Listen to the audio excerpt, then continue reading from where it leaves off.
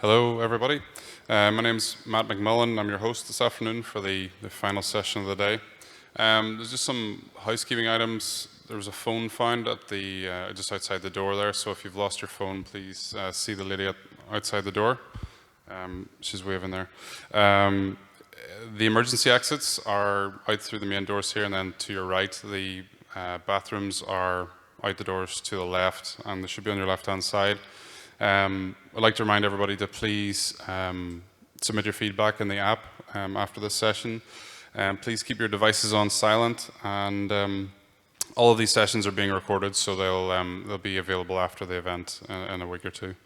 For this session, battling the opioid crisis with the help of the cloud, please welcome your presenter, Michael Jackson.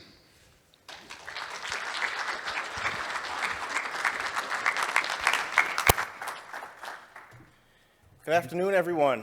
Man, what a great crowd. So my name is Michael Jackson. I have the privilege and the honor of leading two of our industry businesses at AWS, US elections, and more relevant to this session, public health care. I won't go through the typical setup because I'm sure many of us know the long-reaching rippling effects of the opioid crisis. It was deemed a national health emergency back in 2017.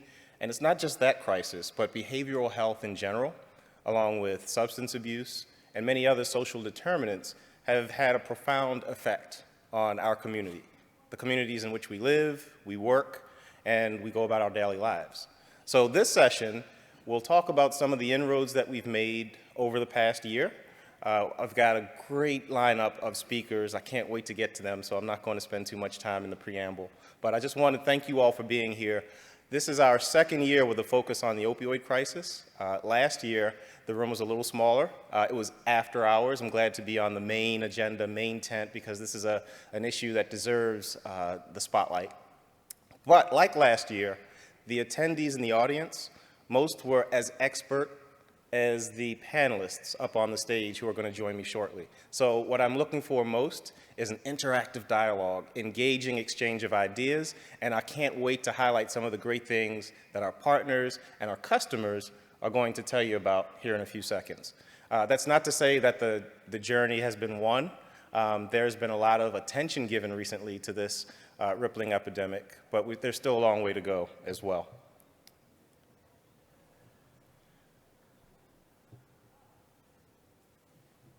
Just looking for the slides.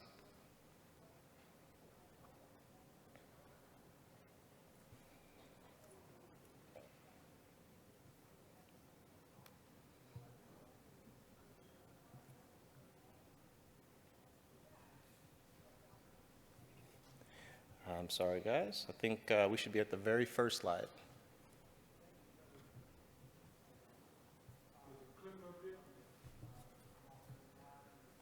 Gotta love technology when it works.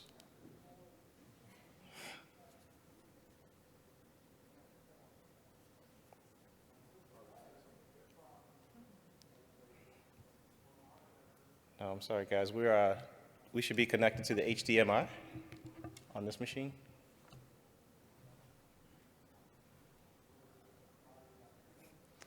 So I could tell you some jokes.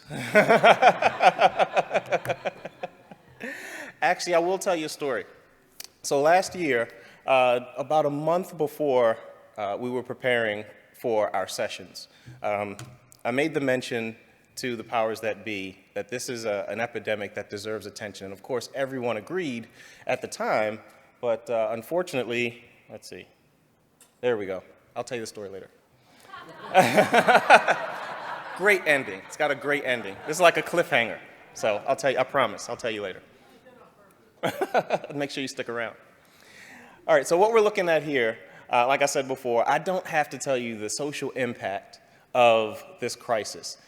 What these numbers show you is the number of deaths year over year, overdose deaths related to the opioid crisis. And that's a pretty significant number, 47,600. And that's the most recent year we have complete data for, 2017. That equates to 130 people every day in this country. Approximately the number in this room Maybe not quite, because we've got quite a crowd here, but imagine everybody in this room every day dying from an opioid-related overdose. What these numbers don't show are the near fatalities. What they don't show is the impact on the families left behind. What they don't show is the hole that it leaves in our workforce. These numbers show you a lot. They don't show you deaths related to other substances. They don't show you the other social determinants.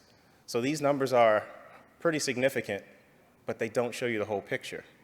So that's what we're going to spend the next hour on. We're going to talk about the whole picture in ways that the cloud, the AWS cloud in particular, has been helping to accelerate the efforts of our customers across the country. We literally have just about every corner of the country represented on this panel.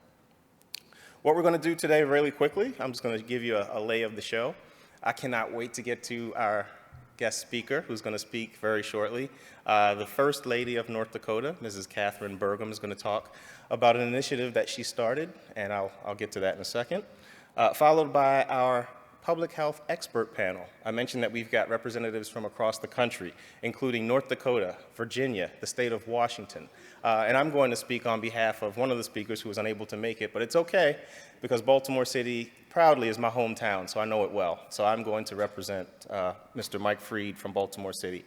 And then finally, in the second hour, we're going to reconvene a group of leaders from across the country that we called the AWS Opioid Crisis Council. This is the one-year anniversary of that coming together, the first convening. And so we're going to talk a lot about what we've accomplished over the past 12 months and what we're going to do in a very strategic way in the coming year. But with that, it is now my pleasure to introduce Ms. Katherine Burgum. So I was speaking to Jenny, who has been very critical in helping to arrange for the First Lady to join us today. And I asked her just about a week ago, I said, how do I introduce her? I don't want to read the entire bio, and it's a very impressive bio. She earned her MBA. She worked in a number of industries, from biotechnology to software. She's been in marketing. But I didn't want to just read it. And Jenny says, well, just speak from your heart. It'll be fine. So I was like, yeah, that's what I'll do. So I'm going to tell you about Mrs. Burgum from how I know her. So about a year ago, she and I were speaking together, not together, but we each had a speaking slot at a conference here in DC. It was called the Cross-Border Opioid Summit. And it was about how the Canadian governments, provincial and local governments, are collaborating with state and local governments here in the US, because this crisis definitely does not adhere to borders. And I listened to her bravely tell her story, a very inspiring story that touched me. I'm not going to ask for a show of hands, but if I did, I would be willing to bet that the majority of people in here were either directly or indirectly affected by substance abuse, behavioral health, and those rippling effects. And so if I had to summarize Ms. Burgum, it would be 3 words. First, she is very brave. Brave because she voluntarily took on this platform. Very soon after, I learned last night, very soon after her husband's term began. Didn't spend a lot of time tinkering and figuring around what her platform would be. The second would be inspiring. The work that she does, the story that she tells very transparently is very inspiring to anybody who's going to hear it. And finally, I would say genuine.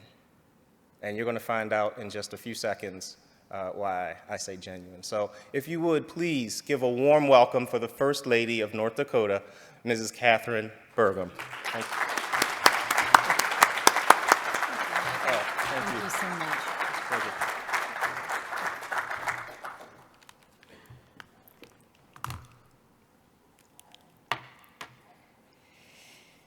Well, hello, everyone, and good afternoon. And as you can see, I'm now a more hipper, current version of myself. So that was a couple years ago. But anyway, I am so grateful to be here. Thank you so much, Michael, for that kind introduction. Can everybody hear me okay? Okay. Thank you for all you do as well to promote public health through Amazon Web Services. I'm grateful to Amazon Web Services. Oops, that's my bad for moving my thing here. Hold on a second. 5-second break. Okay. Thank you. Sorry. Technology, right? Okay. All right, so I'm grateful to Amazon Web Services for inviting me to be here today and for the proactive work being done to address the opioid crisis by leveraging cloud-based technology and making this issue a priority. Well, there are two things I never ever thought I would do. One, be First Lady of anything. And two, have the opportunity to share my story in a room full of the most proactive, innovative minds dedicated to driving technology, advancements, and solutions that can save millions of lives. But by some crazy set of circumstances, or maybe by divine intervention, I'm both First Lady, and I'm standing in front of you today full of gratitude for the opportunity to be here. The chronic disease of addiction, including the opioid crisis, are some of the biggest challenges facing our nation. In the United States, the 2018 data shows that we lose 192 people every day to drug overdoses. And the annual economic cost to our country is over $600 billion. Now, I don't pretend to be an expert on the disease of addiction, but I do have lived experience. I've been in recovery from alcohol addiction for over 17 years. I spent 15 of those years in silence, keeping my recovery in the closet, like a shameful secret. Sadly, only 1 in 10 people who need treatment for addiction actually seek treatment.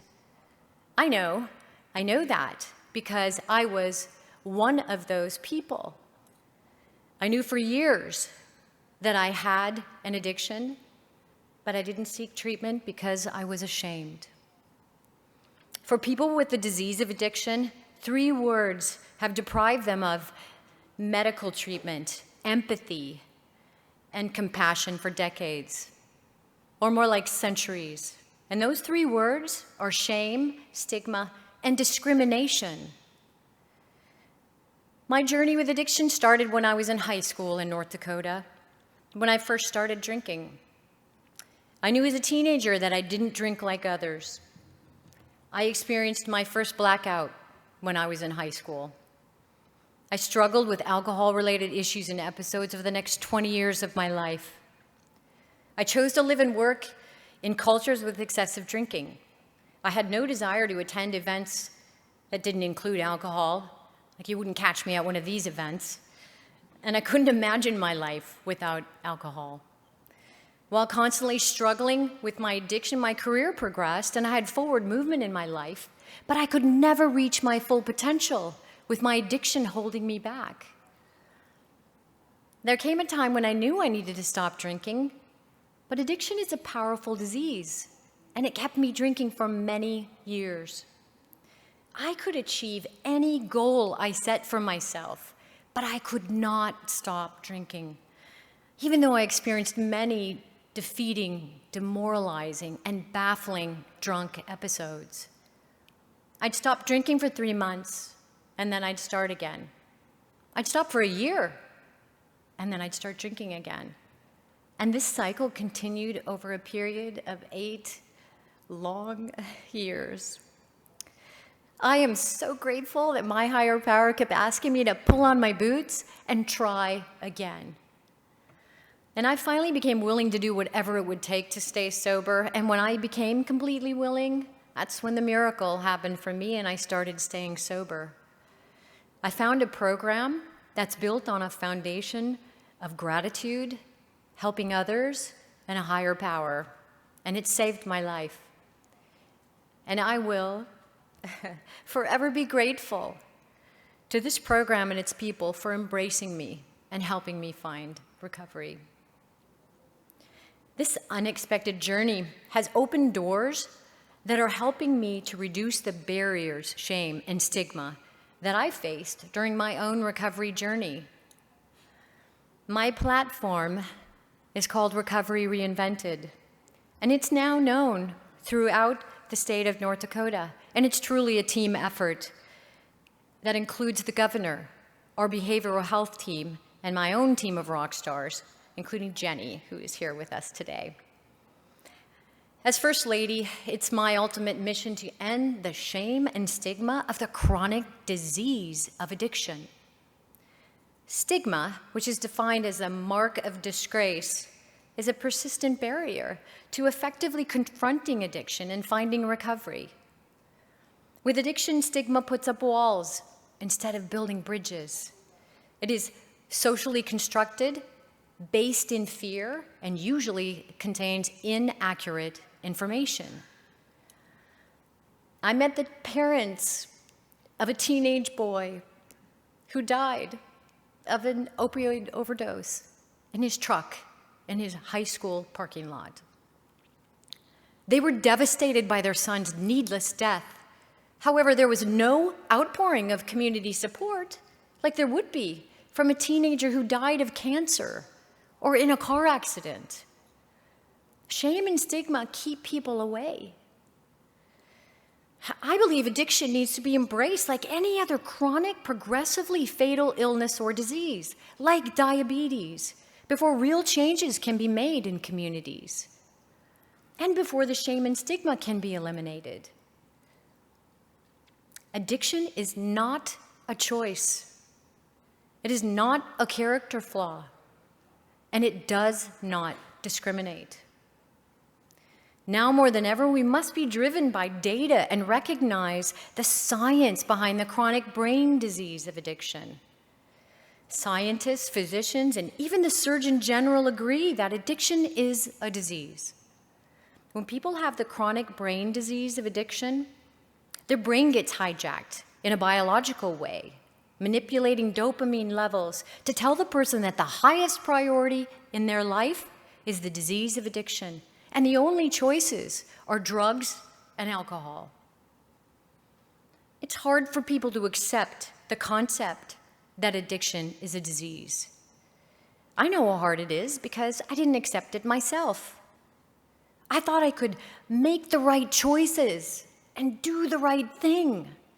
But after relapsing for 8 long years, I literally thought I was insane. And I now know that no one would choose that life. No one chooses drug overdoses or to lose everything in their lives because of meth or to die after years of addiction to alcohol like so many of my friends. With compassion, we need true understanding, and sometimes that understanding comes from having the humility and courage to unlearn things that we've held as truths for our entire lives. A universal acceptance of addiction as a disease across our nation will save lives and provide futures for our next generation of innovators and leaders. It may come as a surprise to you, but there's actually a really simple solution to eliminating the stigma of addiction. A solution where everyone across our nation can participate. The simple solution is talk. If everyone speaks out about how addiction or recovery has impacted their lives, stigma will be eliminated, more people will seek treatment and find recovery, and everyone who is talking about addiction will literally be saving lives. This is a grassroots movement that costs nothing. It doesn't need any legislation and could easily be the one thing that crosses all political party lines to truly unify and unite us and make a difference for our nation. It's time for all of us, from advocates to people in recovery to leaders in government and corporations alike, to collaborate and harness the power of technology to drive solutions for everyone who is struggling with this disease and the stigma that keeps them silent. In North Dakota, we've begun to address the issues related to opioid use and addiction by collecting better data to understand the nuances of shame and stigma. In collaboration with our behavioral health team and the Addiction Policy Forum located here in Washington, D.C., we launched the first of its kind survey that measured a baseline of the stigma of addiction in North Dakota. This type of survey solely focused on stigma had not occurred in any other state. We are the first. We found results that are informing us of where progress is being made, where the gaps are in our system, and the policies that are needed to help transform addiction in our state and reduce the social barriers to care. A critical piece of the data showed that 63% of North Dakotans believe that addiction is a disease, which is a good thing, and I was actually a little surprised by that and pleased. However, it still means that 1 in 3 people in North Dakota believe that addiction is a choice or a moral failing. Data will show if we're moving the needle. Data helps drive funding. Data can change minds and create systems to ultimately save lives. Better data enables us to drive meaningful change for those hardest hit by the addiction crisis. And we must also seek to encourage and support innovation in technology. As part of our efforts through Recovery Reinvented, we supported an Innovate Recovery competition where we awarded $50,000 to an idea that would help generate the most innovative solutions to impact recovery in North Dakota. The winner of the competition was actually a tech startup. And this competition helped spark innovation that can ultimately help save lives. Businesses and corporations can be leaders for creating recovery-supportive workplaces for their employees and help eliminate the shame and stigma of the disease of addiction. Workplaces that support recovery are key to retaining a talented workforce because the data shows that of the over 23 million people with an addiction across our nation, 60% of them are employed full-time. I can imagine there are many people working for some of the businesses in this room who are like I was before I found recovery. They wake up every day hungover because they couldn't stop drinking the night before, or they start drinking when they wake up to stop the detox process from starting, or they take opioids initially to manage pain but now have an opioid addiction or a heroin addiction. And they go to work every day hiding their disease and their struggles because the shame and stigma associated with addiction. They're afraid to seek help while at work or focus on their recovery because their work environment is not openly supportive to those struggling with the disease of addiction. I was lucky when I was at my lowest point and struggling with my addiction.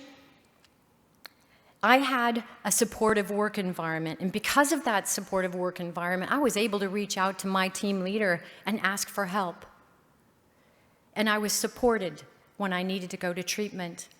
If not for that supportive environment and that awesome, sympathetic leader, I know I wouldn't be in front of you today. Recovery-supported workplaces are cost-effective in retaining talented employees. They foster loyalty and trust, and they empower others to perform their best. This is essential in addressing workforce shortages that many of us around the country, particularly in North Dakota, are facing. And you know what else? It's just the right thing to do. Now, I would like to take a minute to focus on the impact of addiction in all of our lives. I would like everyone who has been impacted by the disease of addiction, either through a family member, friend, or personally, to stand and remain standing.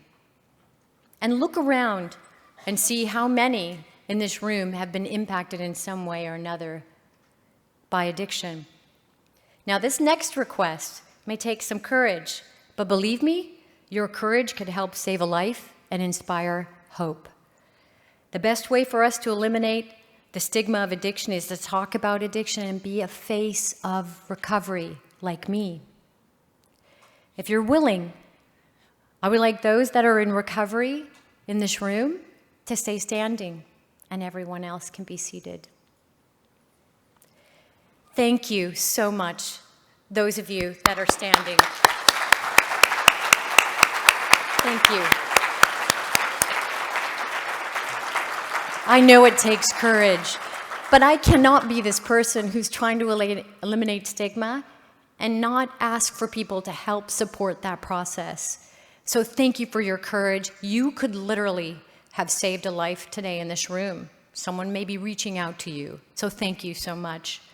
Certainly is unconventional, right, at a business event, but it's the way I roll, so there you go. So by being bold and having the courage to share our own stories of addiction and recovery to eliminate stigma, by embracing technology and creating workplaces that support and promote recovery, we can radically transform our country and end the addiction crisis. Because now is the time to put aside stereotypes, to put aside intolerance. Now is the time to come together to help those suffering from the disease of addiction. There's no shame in addiction, and there's so much hope and possibility in recovery.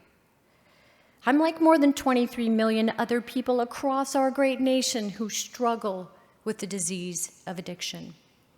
And I am now a face and voice of recovery. Thank you so much.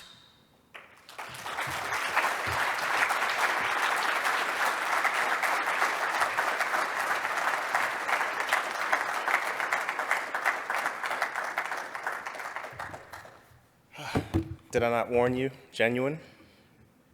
So thank you so much, Mrs. Burgum. As always, you don't fail to remind us that even at a technology conference, when we're talking about analytics and machine learning and artificial intelligence, that there are real people behind the data and the communities and families and coworkers who support them. So thank you again so much. All right, for those in the back, can we please go back to the HDMI input? All right, there we go. So just transitioning very slightly, what I'd like to do is talk about how technology is empowering or accelerating agencies across the country and around the world to not only look at clinical aspects of healthcare, but now we're looking at the total comprehensive various aspects of healthcare, those aspects that have been overlooked for far too long. I'm talking about social determinants. I'm talking about mental health, behavioral health, and the aspects that don't typically come to mind when we think healthcare in general.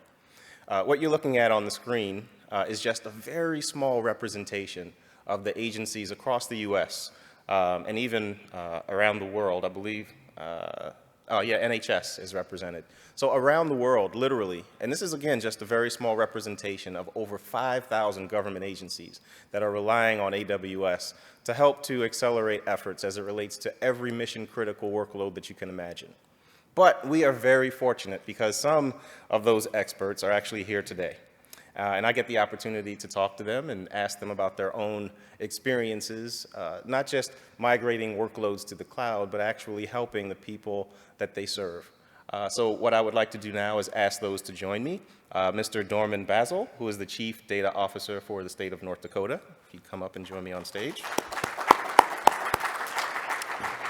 Carlos Rivero, who is the Chief Data Officer for the Commonwealth of Virginia. And Chris Shera, who's the Opioid Response Director for the great state of Washington and their Washington Healthcare Authority. Thank you. So what we're going to do, I can't wait to get to the question and answer session. I think I may have said it, I don't know if I was on stage, but I believe that there are just as many, probably more experts in the audience as there are up here on stage. But before we get to the open dialogue, I'd like for each of these gentlemen to come up and talk firsthand about what they're doing in their respective states as it relates to public health and data and accelerating those efforts. So I will begin with Dorman, if you could come up, that'd be great. And we'll keep that process rolling, and then we'll get to the Q&A. Thank you. Just hit the space. Okay, thanks. Can you all hear me okay? Good, good. So the last question the CIO asked me, who's my boss, before I accepted this position was, did I want a paycheck or did I want to change the world? Well, who doesn't want to change the world? So this sounded like a lot of fun. So what I thought I would do today is talk to you a little bit, not so much about opioids directly, but how the state is reframing its technology and its data capacity so that we can adequately address that challenge.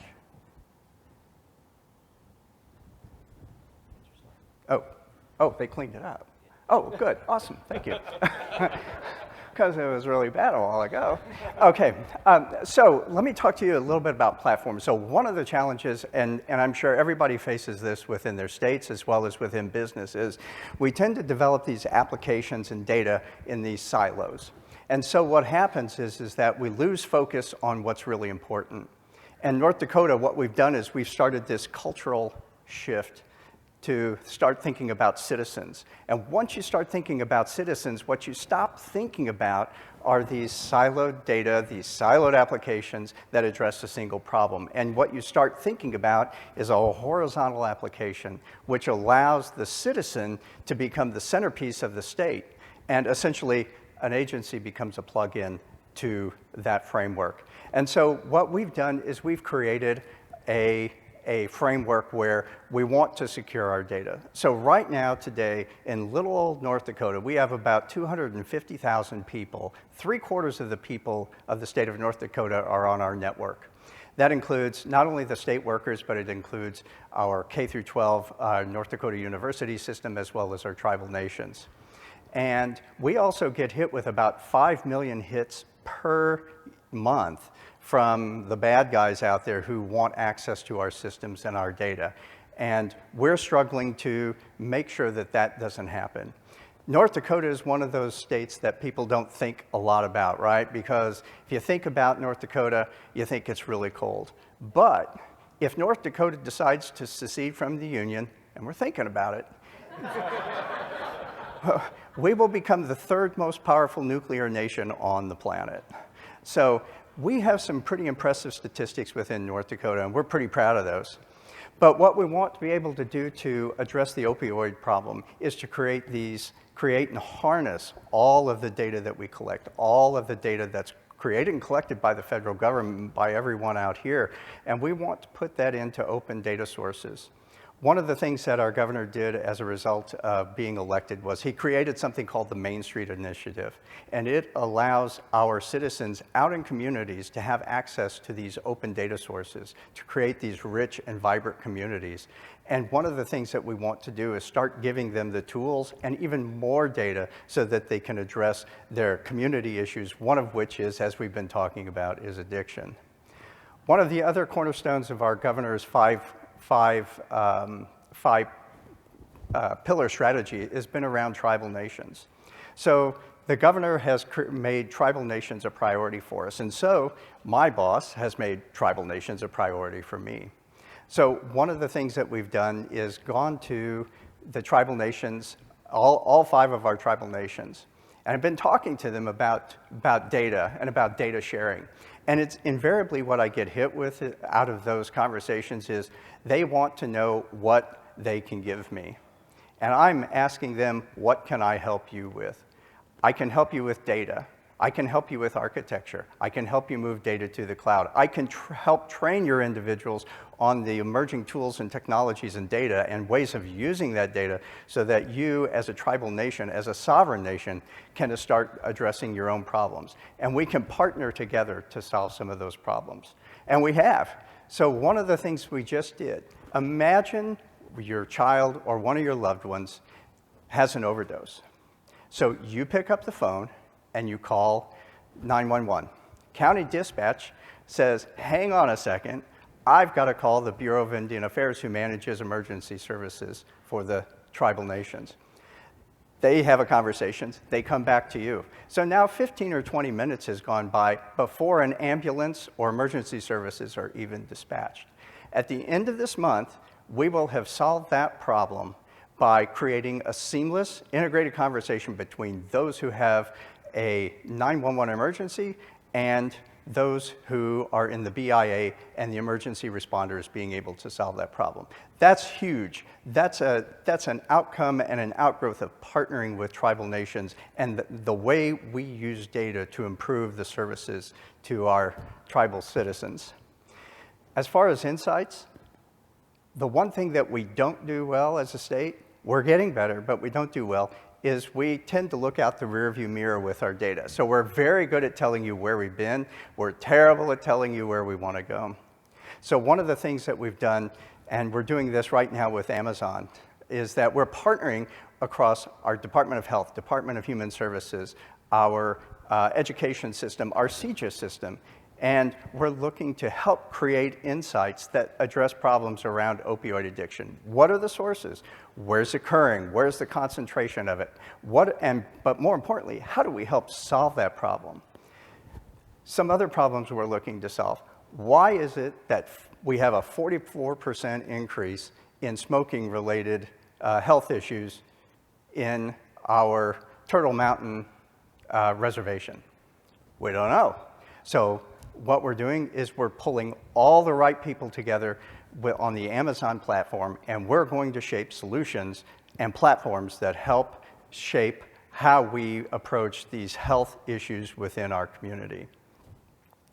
The other thing that we're doing is, of course, I can't walk away without talking about artificial intelligence, right? It's what everybody's talking about. So we're looking to change not only our culture, but we're also looking to automate a lot of the processes that we have within the state to improve how we focus on the citizen. And some of that automation will be around innovation through artificial intelligence. We already have artificial intelligence within the state through our cybersecurity system, and now we're going to start deploying it. So again, the CIO asked me if I wanted to change the world. All I can tell you is we're there. We're changing it. If you've got ideas about how we can change the world, bring them on. You can have my card, you can have my phone number. I need insights, I need your experience to help change the world. Thank you.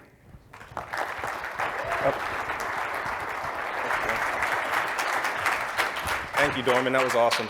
So one thing I failed to mention when I introduced Dorman is that each of these speakers not only represent a different region in the country, but they also represent a different step in the journey to the cloud. Dorman speaks very eloquently about where he wants to go and how we're going to help him to get there. But we've worked very closely across a number of departments. Jen Merrick, his account manager from AWS, and I, and a number of representatives across the state can't wait to get started on some of the plans that they've actually brought to us. So we're very excited about next steps.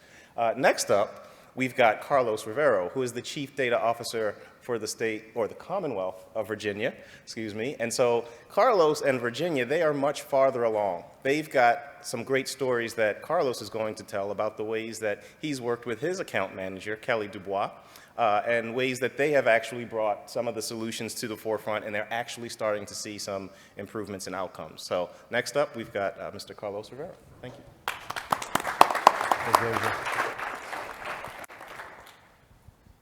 Fantastic. Thank you very much, MJ. I appreciate that. So when I came on board, so I'm only, I think, 4 months ahead of you. Is that right? So I'm only 4 months ahead of Dorman. I came on board last August, so this is my 10th month with the Commonwealth. But I was fortunate when they created the mandate that created my position. They also put in there that I was supposed to focus on an opioid-related project on data sharing and analytics to demonstrate how data sharing and analytics can address some complex multidisciplinary issues across the Commonwealth. And I'm happy to say that as I was coming on board, I also had, with the help of former Health Secretary Dr. Bill Hazel and his assistants in identifying not just the Winchester Coalition on Substance Abuse, but also one of our vendor partners, Clarion, to do the data analytics work for us. And I'll talk a little bit more about them in a minute. But to kind of bring those groups together to start working on this collectively. And I think the timing couldn't have been any better. As I was coming on board, they were kicking off the project, and we soon became attached at the hip. And as a result of that, we started to work on the data platform and the data analytics associated with helping to solve that problem. But before I get into the data analytics component of it, or what we actually did, let's talk a little bit about the coalition itself. One of the things that we found as we came on board and started working with the coalition is that they innately trusted each other enough to start working together. And that's a very key component. Trust and respect are what allowed this project to continue to flourish and grow as we started to put data on a shared platform and work together. And it is that organizational maturity that they had amongst themselves that allowed them to hire an executive director to spearhead the work that they were doing on combating opioid and substance use disorder in their particular community. And the community aspect is incredibly important because no two communities are alike. We're taking a community-driven approach to addressing this issue. We're not coming in from the state saying we have all the tools and all the knowledge and everything you need to know. We're from the government, we're here to help. No. We know you understand your problems at the community level. We know you understand what it takes to actually move this forward. What we bring to the table are the resources and expertise on bringing that knowledge, that information, that intelligence together to help you make the most informed decisions possible. So that community-driven approach is extremely critical, along with the trust component, to be able to really move this in the right direction. Now, as I say that, having said trust a variety of times already, it's so important for us to continue as we move and embark on the data sharing experience, to continue to leverage that trust relationship. So as we engage with Amazon Web Services, which is a trusted platform across the world for not just sharing data, but also for working with data and doing data analytics and machine learning and a variety of different technologies that go along with it. But in addition to that, we also have a trusted partner in Clarion that has provided these types of analytic services in the past to a variety of organizations, and so they bring that trust to the table as well. So it's not just the trust amongst the organization, but other partners in the platform along with that. But as far as the data sharing platform, we even took it one step forward in addition to just leveraging the AWS platform in general, but we also partnered with Socrata on their Secure Connected Government Cloud to be able to provide an added layer of security on top of that, so that not only is the AWS platform trusted, not only do we have trust amongst the coalition members, but we also have trust from our security officers within our IT organization, which is extremely important. You cannot build this stuff out there in the wild, wild west, right? It has to be vetted and approved by your organizational infrastructure so that you can streamline it, so you can mainstream it, so you can bring it in to the operational infrastructure. So that's another component of trust that we need to make sure to have to deal with, is our IT security officer component. Now, as you can see on the sample dashboard, and this is just one of the many tabs on the dashboard, we're looking at mortality analysis and being able to ingest data from a variety of different sources and provide intelligence to law enforcement officials. We're providing intelligence to social services, behavioral health, mental health, medical professionals, emergency departments. So everyone that's involved in some aspect of that treatment cycle, the life cycle of an individual with a substance use disorder, has visibility into what everyone else can see, right? So there are no dark rooms or dark rooms or curtains or anything that this data is hiding behind. It's all available to all the partners within the coalition for them to be able to gain the insights they need to be able to make the best informed decision for that individual. Now this, stands to mention that from a law enforcement perspective, you're a law enforcement official out there, patrolling the streets. You have your community that you work with on a regular basis. You're interacting with these individuals almost every day. Members of the user community, they don't just take one treatment and they're done. It usually takes 6 to 7 cycles of treatment before they can begin to think about being in the recovery phase. So from a law enforcement perspective, you're interacting with these folks on a regular basis, and if you have visibility into the emergency department's intake and identify how many overdoses are occurring on a particular batch that's coming in, you have some insight that you can now share with the individuals in your community and say, hey, there's a bad batch out there, be mindful. And as you start to identify what are the characteristics of that bad batch, you can provide that information. It might not keep them from using, but at least it'll make sure that they discriminate based on the different types of characteristics you provided. So you're providing a direct community support and impact by having more information that you didn't have before. So that's extremely critical from across the life cycle of the addiction process.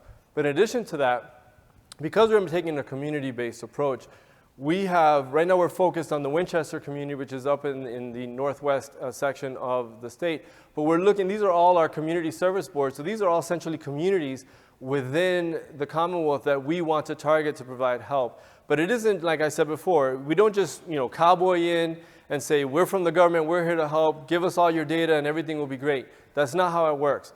We have to go into an environment that has a mature organization that understands and has that trust and respect amongst each other for us to be able to come in and say, okay, what data assets do you currently have? What are some of the questions? What are some of the problems that you're dealing with? These are the data assets we already have. We have the infrastructure and the capabilities and the processes in place. We can onboard you onto our platform. So the amount of lift required to bring those groups into this, into this technology is a lot less than what it would be if they were to try to do this all on their own. But as you can see, there are a lot of communities across the Commonwealth, right? We have our work definitely cut out for us. But I believe that with this approach and a community-driven model, we have a recipe that allows us to have success.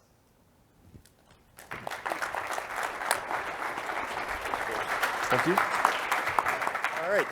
Thank you, Carlos. So Carlos mentioned a couple things. He mentioned by name a few of the partners that his Commonwealth has worked with. So one note, during this hour, we are putting a spotlight on these state and local government leaders. During the next hour, we are going to really shine a spotlight on some of the great solutions and some of the partners who are in the room, or will be, that have built compliant, secure solutions on top of the Amazon platform. So thank you for that, Carlos. But first, I'd like to introduce you to Chris Scherer, Chris with a K.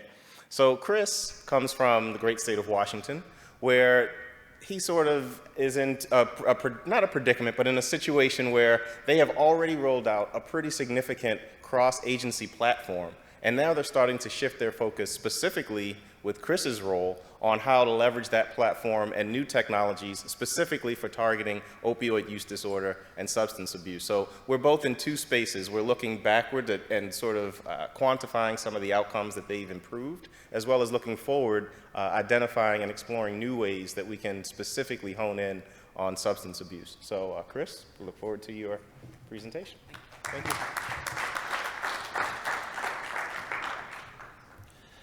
Okay, I would like to thank first my esteemed fellow panelists and everyone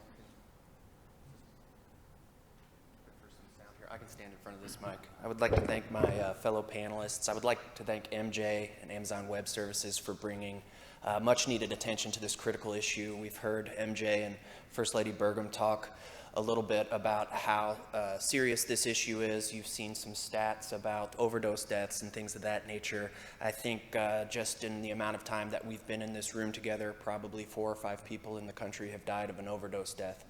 And like MJ mentioned, I work for Washington State, but I have been with Washington State for about 4 months now. I came from the state of Kentucky, where I was also working on opioid-related issues at the epicenter, what many people consider to be the epicenter of the opioid crisis.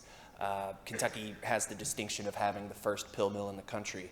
And so I really appreciate First Lady Burgum's remarks about the shame and the stigma, because that has really been one of the, as an administrator trying to address this crisis, that has been one of the most significant hurdles that I've had to overcome in terms of bringing new interventions and new treatments to communities to address this crisis. And I'm especially excited to be here at this conference speaking with you all because, technologists, I'm not a technologist, by the way. I have a clinical background, and then I've been working in government for about the last 15 years. So you all probably know more about the technology than I do. But one of the things that excites me about speaking here at a technology conference is that whether you're a clinician, whether you're a treatment provider, whether you're an administrator like myself or a technologist, we all share the burden of responding to this crisis together. And certainly there are things that we can all do to help one another with that.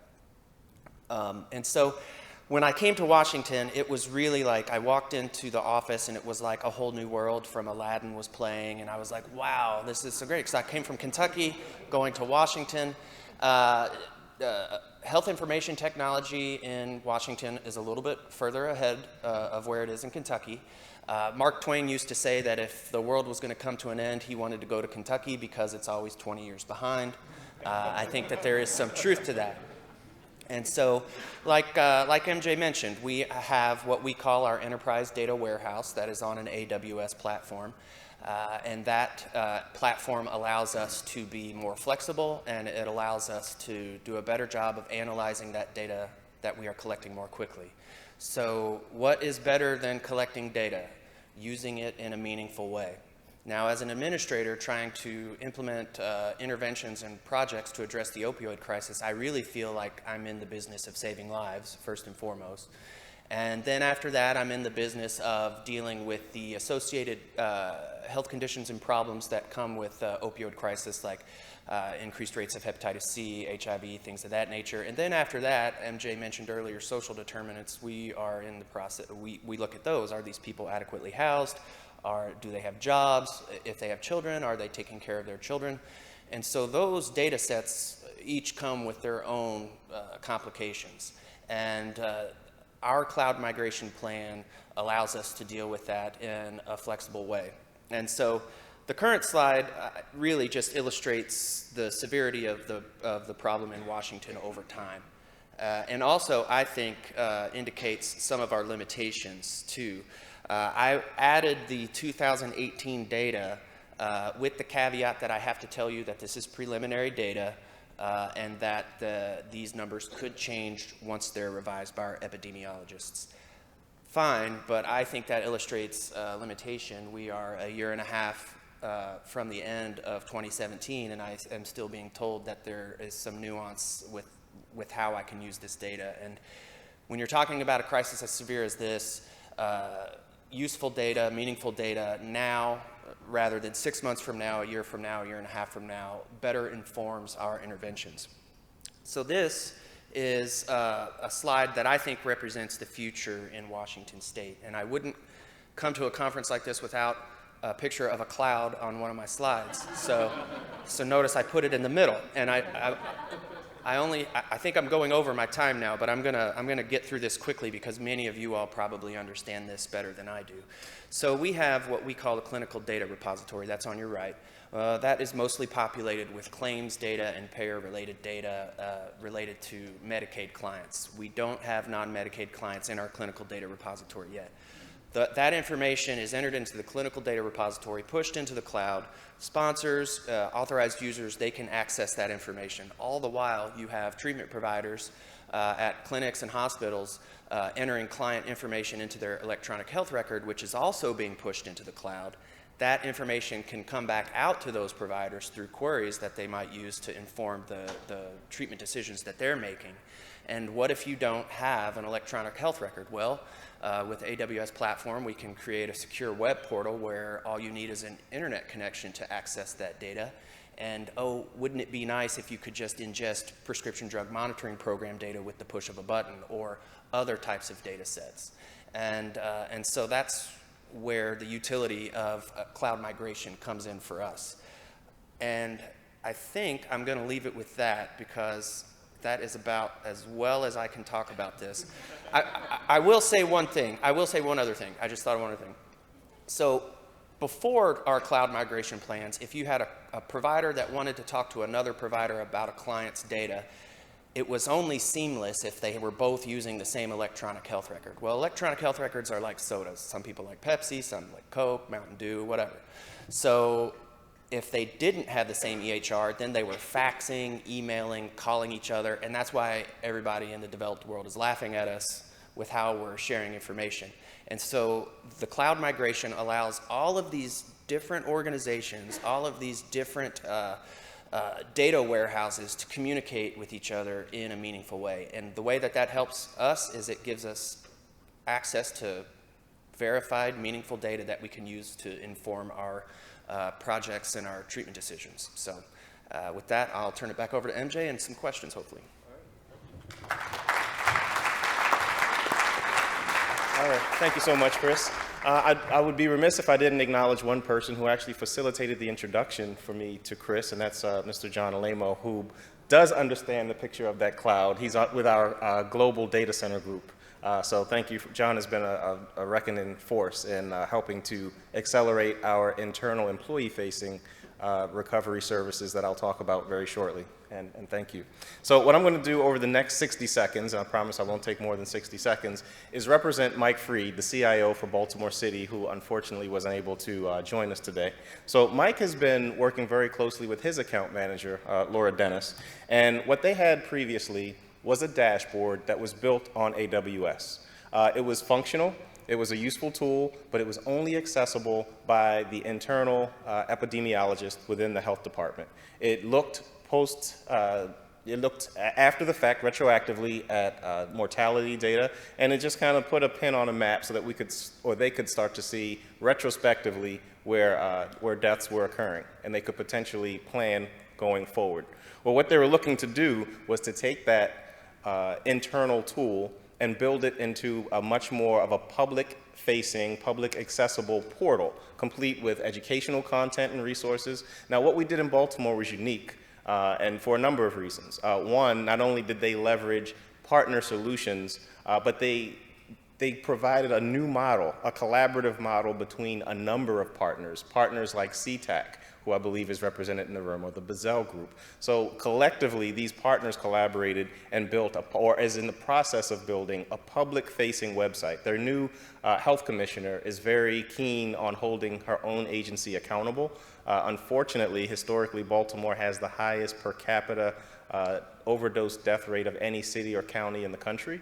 Baltimore is a very special city. It's my hometown. I was born and raised there, full of resilience, full of promise, but also some very real challenges. So I would have been remiss if I at least did not represent that on behalf of Mike Freed and the City of Baltimore. So with that, I do realize we are creeping into our second hour. Hopefully you all knew what you were signing up for, because we're going to transition very shortly into our second hour, which is the reconvening of the Opioid Crisis Council. And I'm going to start that second hour with the story that I was going to share when we had some AV issues. But now let's get to some questions. Does anyone in the audience have any questions or comments? Please come over to the microphone if we don't have a handheld.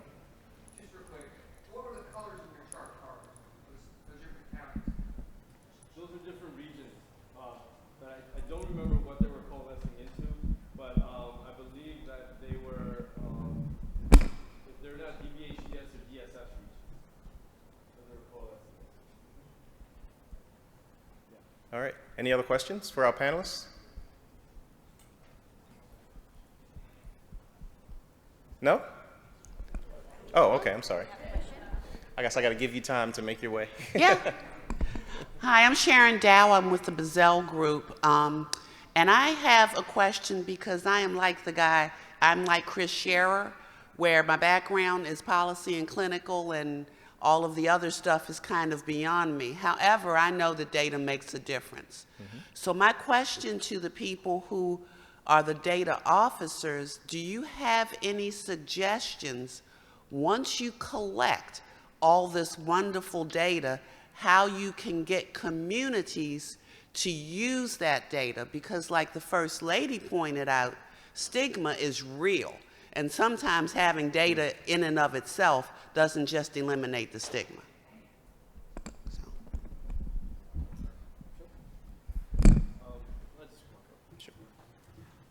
So I mean, that's a very, I don't want to say loaded question, but it is a very complex question, right? Where you want to get a community engagement. And so we talk about open data and we talk about all spectrum of data sharing. And the reality is that, you know, we can't all assume that it's going to be all open data and everyone's just going to run with the data and create all kinds of stuff and be informed. We really have to look at what are those community issues and identify specifically what the problems are and then bring specific solutions to those problems.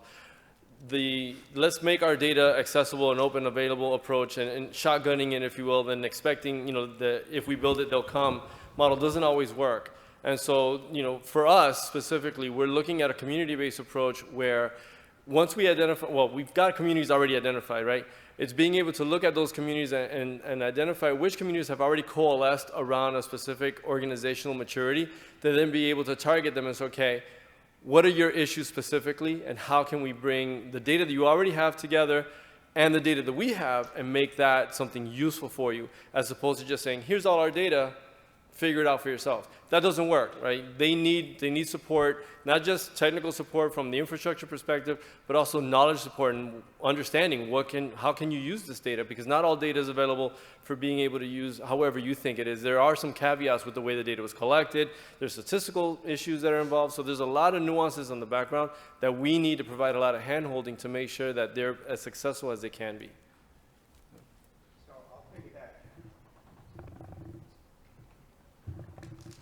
Piggyback just a little bit on Carlos in that I don't think it's a data problem. I think it's a culture problem. I think that people have to recognize that you can solve the problem and that data is a way of solving the problem. So the governor's dashboard, oh, I can't think of the name of the dashboard. What's it called? Main Street Initiative. Sorry, I should know this. His Main Street Initiative dashboard, we already have a lot of data out there. I think what we have to do is raise an awareness and give people the tools that they can go out and they can actually solve that problem. And I would just say that if you're going to be using data to engage a community, you really have to have a community engagement plan, and it really needs to be three-tiered. You need to be ready to engage the treatment community, your physicians, nurses, counselors, therapists.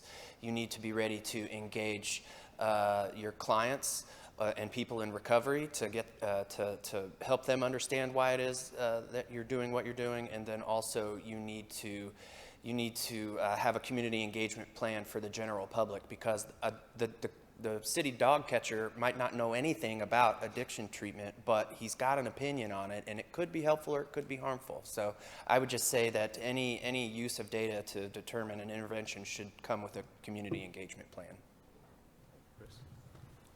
Ed Ruiz, I'm with the Association of Schools and Programs of Public Health.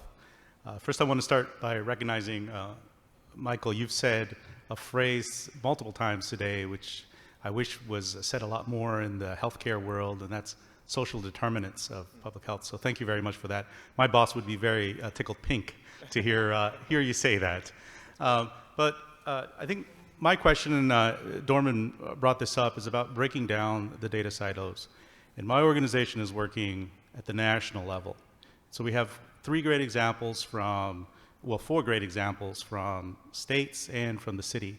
How do we move this up to the national level and scale up so that the data can cross all states, all cities, all organizations, so that they're not in these pockets of silos? Because addiction doesn't recognize state lines.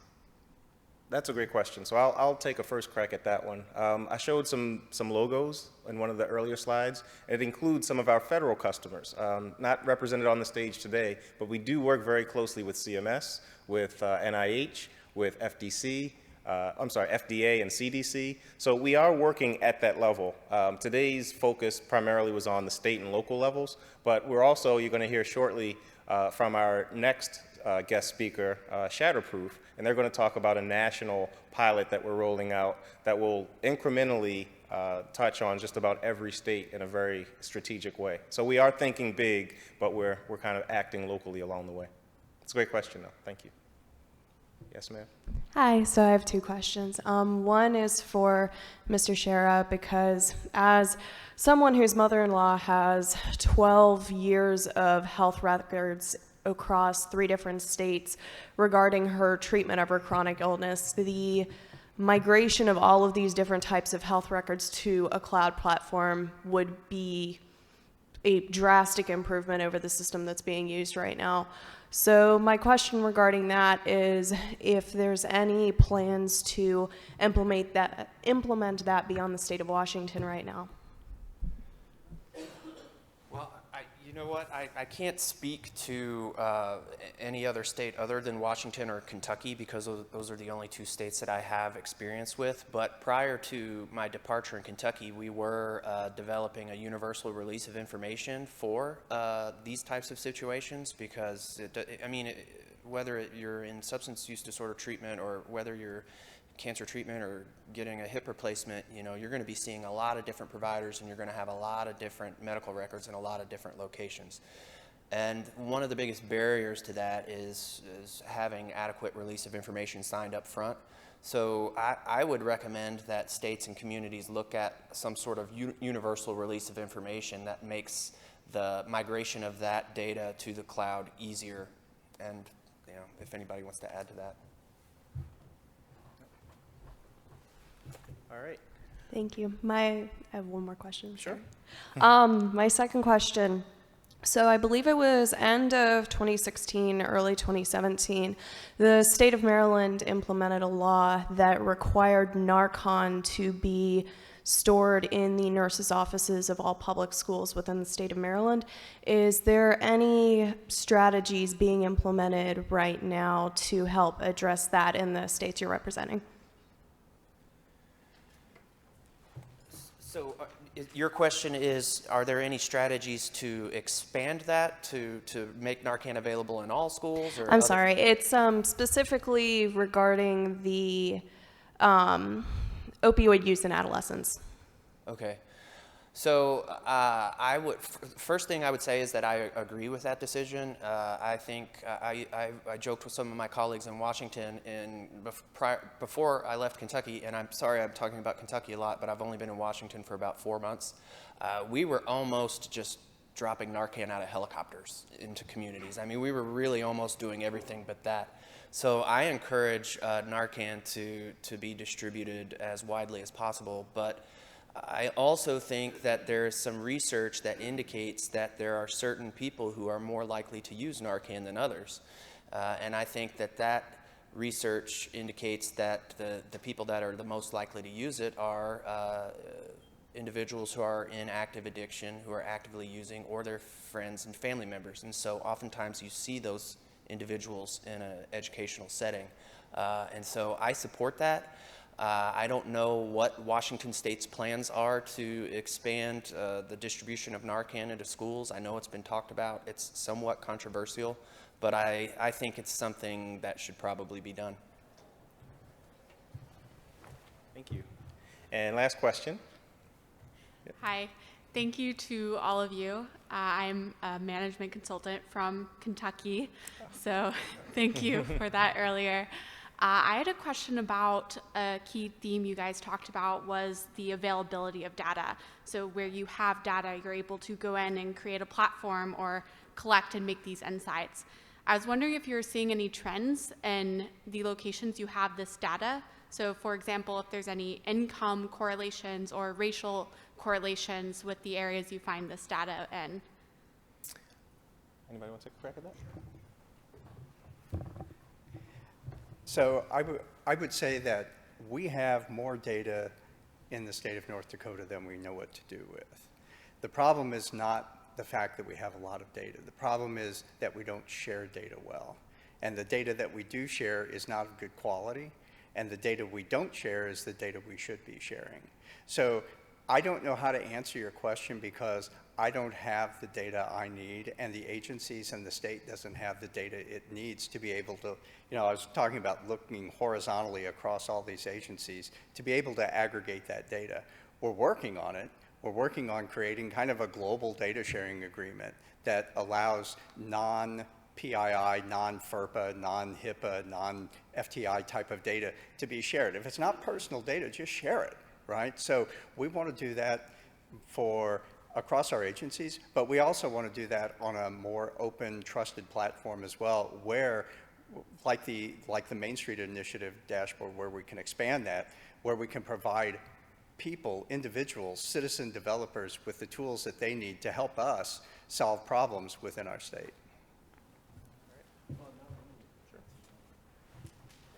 So, yes, and because we're looking at it from a community-driven approach, we really are not looking at socioeconomic factors, but we have identified something that's pretty interesting, where we're looking at the time to your first crime or first non-positive interaction with law enforcement. So for example, with alcohol use disorder, you're looking at about 22 years before, from the time of first use to the time that they've become engaged with law enforcement. For marijuana, it's about 19. For cocaine, I think it's like 16.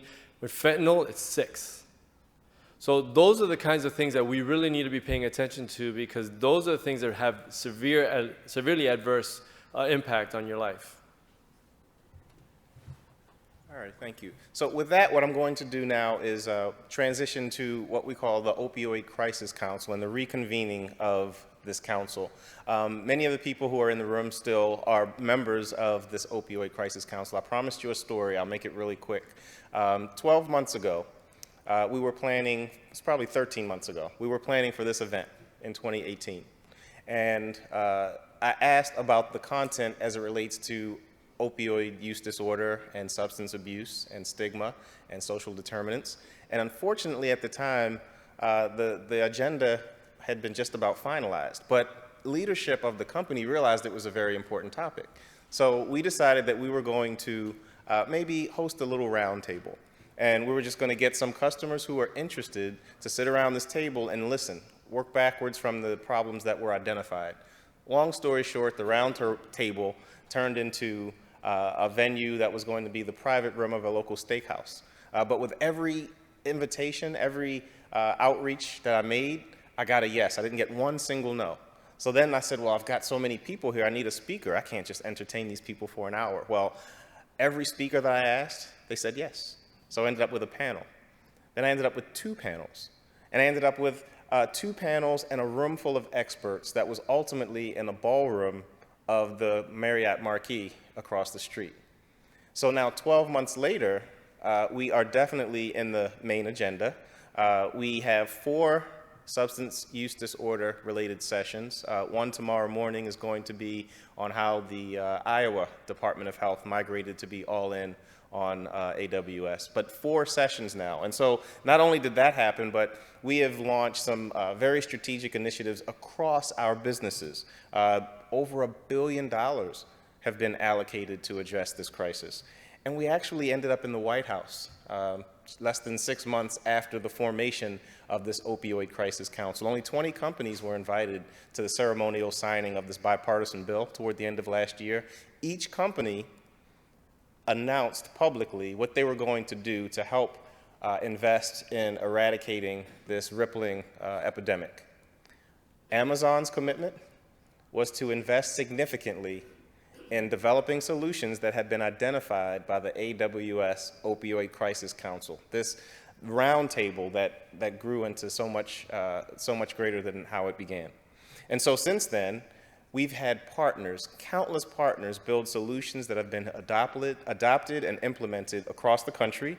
This press release that you're looking at is actually 2 of our partners. Each have platforms built on Amazon Cloud, but they're collaborating with each other across companies, across enterprises to bring joint solutions to market. And one partner who's represented in the room, even today, 2 of our partners actually today are just putting out press releases about the adoption of their solutions, and how it's being adopted across the country. And that's Mytonomy and Competitive Solutions.